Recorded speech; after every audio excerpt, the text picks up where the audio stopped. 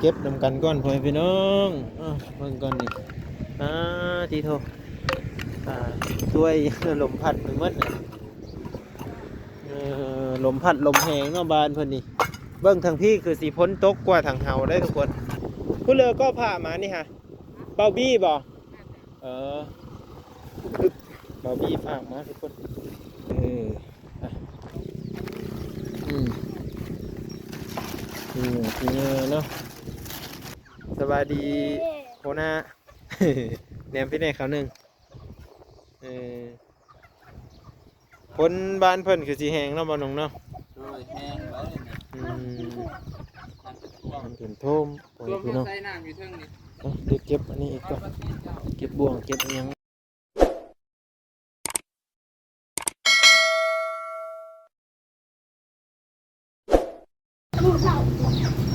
สบายดีสวัสดีพี่น้อง FC ทุกคนทุกท่านเนาะเมื่อนี้ก็มาพ่อกับเบาบ้างเด้อพี่น้องขอบพระคุณเบิร์ดทุกคนที่เข้ามารับชมและติดตามช่อง YouTube ของเบาบ้างเนาะเป็นกำลังใจให้เพราะว่าจะเป็นการถ่ายคลิปของเบาบ้างทุกคลิปทุกวิดีโอเนาะทุกคอมเมนต์ทุกโฆษณา FC บอกคามพี่น้องขอบพระคุณครับเมื่อนี้ก็มาที่เฮินสายฟ้าเด้อพี่น้องเด้อมื้อนี้ก็มาเฮินเพิ่นกับพอดีเพิ่นอยู่เฮินอยู่ศาลอยู่เพิ่นพี่น้องที่โทฝนฟ้านี่คือสีแหงเนาะบานเพิ่นนี่เบิ่งโทยเทียบเพิ่นเลยเต็มหมดเนาะลมพัดหมดพี่น้องเอ้ยมาเก็บนำกันก่อนพี่น้องเบิ่งก่อนนี่ที่โทช่วยลมพัดไปหมดลมพัดลมแหงเนาะบ้านเพิ่นนี่เบิ่งทางพี่คือสีพ้นตกกว่าทางเฮาได้ทุกคนเนาะคือสีพ้นตกกว่าทางเฮาเพราะบ้านแถวนั้นพ้นตกอยู่แต่ว่าบ่แหงปานใดกลับยังอันนี้เบิ่งก็เด้อทุกคนเด้อเบิ่งก็อย่าไปตัดตก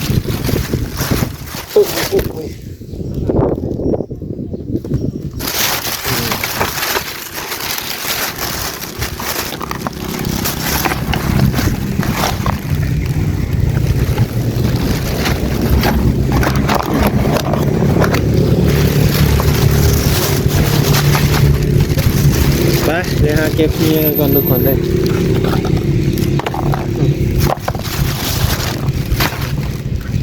รถก็มายังไงนะรถก็มาพอเลยดิโอ้เขาน่าจะมาใช้ฝ่าอีกเป็นบ่อนหรือว่าจังไรเนาะเราก็เฮ็ดเวทต่อไปพี่น้องเอ้ย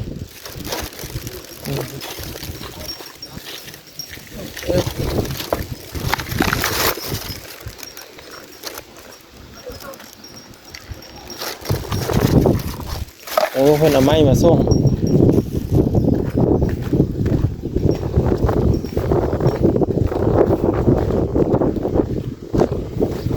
เดี๋ยวไปเบิ่งก่อนว่าเพิ่นเลยเอามานะเดี๋ยวไปถามเพิ่นก่อนเด้อผู้เรือก็พามานี่ฮะเบาบี้บ่เบาบี้พามาทุกคนโอ้ไอเซนเตอร์อยู่ได้นี่เดี๋ยวมันยอใส่กันกัน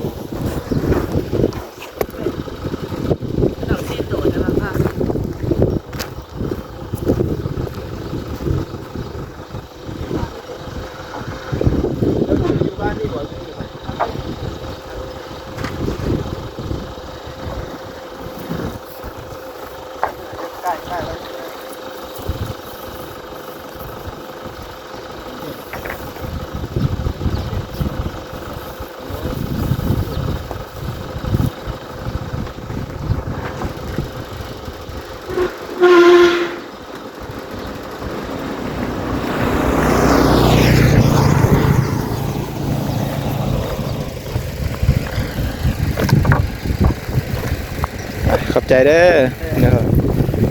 นี่คือเพิ่นมาส่งไม้ทุกคนบาบี้เพิ่นนั่นฝากมาเนาะบาบี้เพิ่นฝากมาแล้วก็พอดีเพิ่นมาส่งใน48ประมาณนี้ เนาะพอดีบ้างเก็บขี้เหงื่ออยู่นั่นเนาะพอดีเห็นคนนะปุดคนกระสิกับเราโอ้ตีมหัวเสือกเนาะ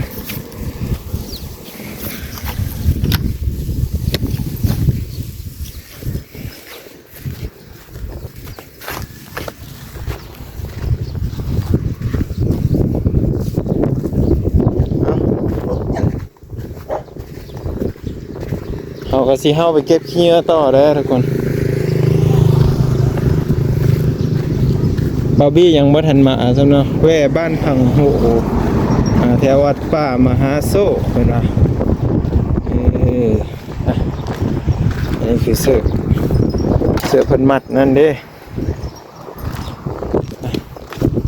เดี๋ยวลองเก็บขี้เหงื่อนำเพิ่นก่อนทุกคนเด้พี่น้องเป็นกำลังใจให้เด้อพี่น้องเด้อมาเก็บขี้เหงื่อบ้านสายฟ้าได้มื้อนี้เด้เป็นผู้อนามัยได้มื้อนี้แมวบุญมีกินข้าวแล้วบ่บุญมี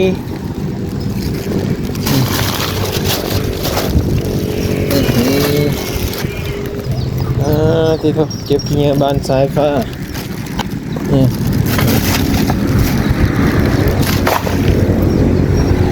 บ้านเพิ่นนี่ฝนตกแห้งมาเรื่อยเนี่ยได้เลยเดี๋ยวสิมาถามสายฟ้าอีกเนาะก็ไม่ได้มาหาเพิ่นน่ะโดนเลยเพิ่นพี่น้องเลยเพิ่นเติบเลยนะ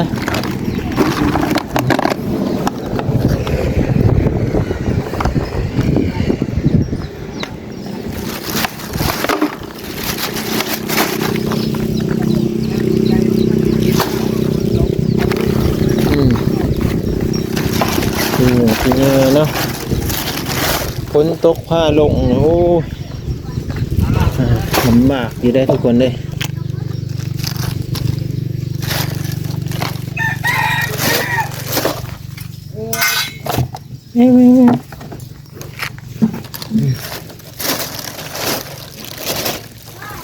เบิ่งแน่นี่ฝนตกแห้งมีแห้งให้เบิ่งอยู่นี่นี่น้ำจนเต็มเลยทุกคน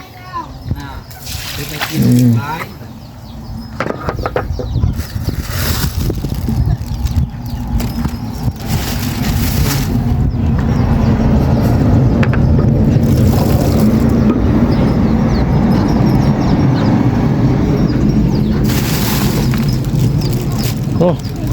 โหเพิ่นนี่มายังไงนี่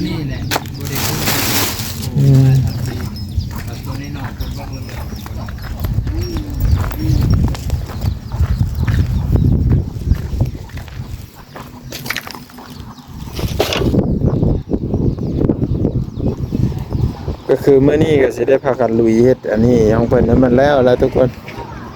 เนาะก็คือเมื่อนั้นฝนตกกับบ่ฮู้ว่าฝนสาดเข้ามาบ่หรือว่าจังใดเนาะว่าฝนก็แห้งเติบอยู่หน้าทางเพิ่นนี่ก็แห้งกว่าทางเฮาหลายพ่อแม่พี่น้องเอ้ยทางเฮาก็ฝนยังบ่ปานใดนะแต่ว่าทางบ้านเพิ่นนี่รู้สึกว่าฝนตกแห้งหลายเนาะจนว่าน้ำอั้งน้ำมันนี่มืดนี่เห็นบ่แถวนี้บ่อนเฮานั่งกินซีนดาดนี่เนาะเต็มหมดเลยพ่อแม่พี่น้องเอ้ยเต็มที่เลยสบายดีโคน่าแหนมพี่เน่เขาหนึ่งคนบ้านเพิ่นคือสีแหงเนาะบ่น้องเนาะโดยแห้งไว้เลยนะมันเป็นท่วมพี่น้องใส่น้ำอยู่เทิงนี่เดี๋ยวเก็บอันนี้อีกก็เก็บบ่วงเก็บยังไว้เนี่ยทุกคนก็จะเต็ม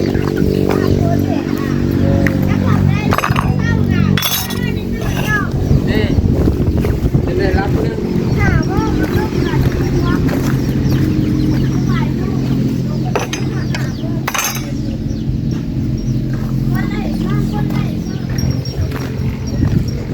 เบิ่งนี่เอาหม้อเพิ่นนี่น้ำนี่เต็มหมดเลยเพิ่นน่ะแถวนี้ฮะแถวไหนานี่อัดไว้ก่อนอัดโหไว้ก่อนจะได้โง่เพิ่นอ้อสิเป็นกระแสโด่งดังนี่แล้วนี่จะได้เพิ่นสิมาหาโง่อีแล้วปลาสายฟ้าน่ะอัดไว้ก่อนทุกคนเอ้ยอัดหัวอัดหาวเพิ่นก่อนเนาะ จะน้อยสิว่ามาถ่ายคลิปแล้วก็บ่อัดหัวอัดหาวให้เพิ่นบ่ได้เด้นี่อึ๊บโอ้โหกอมเพิ่นเฮ็ดอิหยังคือเฮ็ดเป็นโมงไว้คักแท้อึ๊บ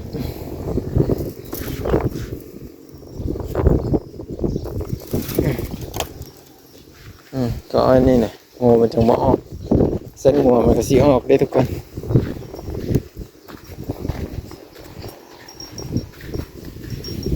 โอ้อันนี้เฮ็ดอิหยังนี่เบิ่งก่อนเด้อ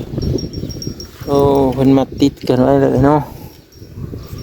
โอ้แผงโซล่าร์พี่น้องเนาะอันนี้เป็นแผงโซล่าร์เซลล์เนาะเพิ่นก็น่าจะนั่นไว้แหละนี่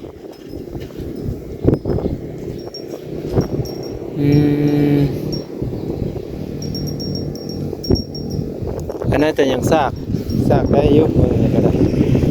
เพิ่นต่อสายไฟเฮาไปไหนเพิ่นเด้อทุกคนติดโทเห็นสารลานเป็นเพิ่นเนาะก็คือเห็นนี่แหละพ่อแม่พี่น้องเอ้ยบรรยากาศเหินสายฟ้าหลังจากที่พ้นตกเสาแล้วก็รู้สึกว่าเหินสารบ้านซ่องเพิ่นก็อุดมไปด้วยต้นหญ้าเนาะเริ่มเขียวขึ้นมาแล้วโอ้จะเบิ่งนู้นนี่สองพี่น้องนี่เหยาะกันนี่แหละนี่แมวเมียวบุญมีกับบักดำนี่กินข้าวแล้วบ่นี่กินข้าวแล้วฮะสุโตพากันกินข้าวแล้วบ่บักดำ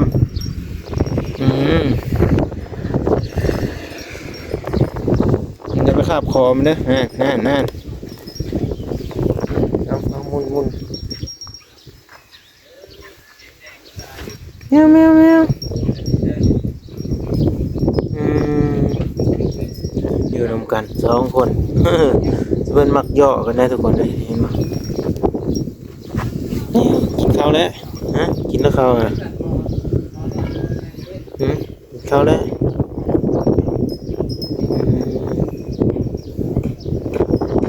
นี่เนาะทุกคนได้เก็บอันนี้ก่อนเก็บถ้วยเก็บอันนี้ไปก่อน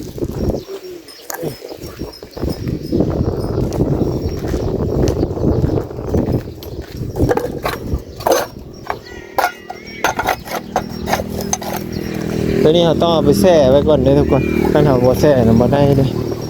เพราะมันเปื้อนแห้งเนาะขี้ดินขี้ดอนนี้เล่นแช่ไว้ก่อนเนาะ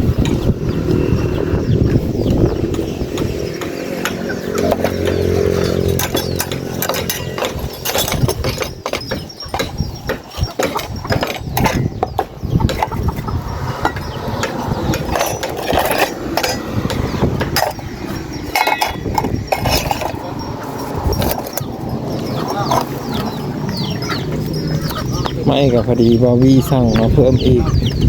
สองโตเนาะ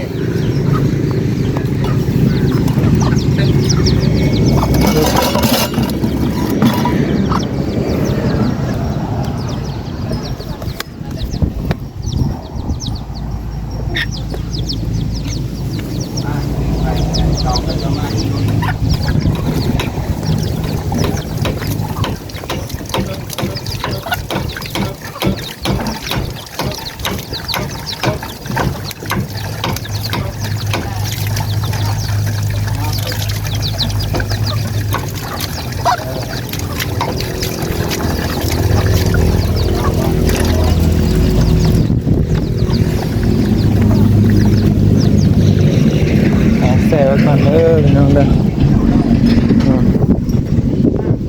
แช่น้ำไว้ก่อน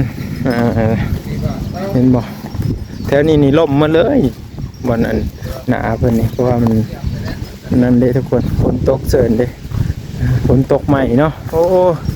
บอกว่าอยู่ไซฝนตกใหม่นี่รู้สึกว่าเขียวงามเลยพี่น้องเอ้ยเนาะเขียวงามสะอาดงามตาเนาะว่าลมมันพัดไปได้หมดเด้เนาะขี้ฝุ่นขี้นะใบไม้นะเนาะขอให้พี่น้องคลิปนี้ก็คือบ้างค่ะถ่ายบรรยากาศให้เบิ้งเล็กๆน้อยๆเนาะเดี๋ยวไปติดตามเบิ้งวิดีโอต่อไปเพื่อนพี่น้อง ถ้าว่าบ่บางจะเฮ็ดอิหยังเนาะก็คือมาฮอดแล้วก็เก็บขี้เหงื่อเฮินเพิ่นนั่นแหละเนาะเก็บขี้เหงื่อซอยเพิ่นก็ยังพูดอย่างต่อไม่เฮ็ดเวียกมันเบาลงอยู่เนาะก็รอเฮาไปติดตามเบิ่งวิดีโอนำกันพี่น้องเอ้ยเป็นกำลังใจให้กันเด้อพี่น้องขอบคุณ FC เบ่ทุกคนแหละที่มาส่งกำลังใจให้เนาะมื้อนี้ก็มาแต่เช้าก่อนบอบบี้บ่ทันมาฮอดพี่น้องก็รอติดตามตอนที่เพิ่นมาฮอดนำกันเด้อพี่น้องเด้อขอบพระคุณเบิดทุกคนพี่น้องที่รับชมและบ่ข้ามโฆษณาพี่น้องอยู่ดีมีแรงเด้อเนาะสุขภาพร่างกายแข็งแรงพี่น้องสวัสดีเบิดทุกคนเด้อพี่น้องเด้อ